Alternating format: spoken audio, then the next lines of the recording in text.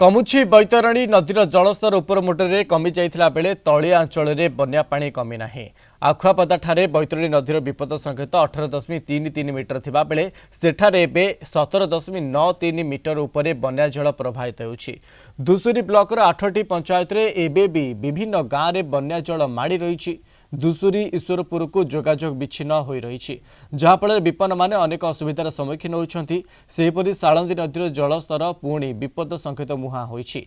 राजघाट विपद संकेत 17 फुट थिबा बेले एठारे एबे 16.70 मीटर उपरे बन्या जल प्रवाहित होउछि, जहाँफल भद्रक ब्लॉकर अन्नपाल और विष्णुपुर पिंधा पंचायत और तिहिड़ी ब्लॉकर तलगोपमिंधा, बोड़क, बिलणा, बारो, कांपड़ा, श्यामसुंदरपुर, गोविंदपुर, बारसर आदि पंचायतर 14टी गाँ जलबंदी हो रही। मातकाजपुर ठारे नालिया नदीर सृष्टि होइतिबा घाई मरामती कार्य शेष हो पारि नाही, जहाँफल शह शह हेक्टर चाष जमी जलावर्ण हो रही।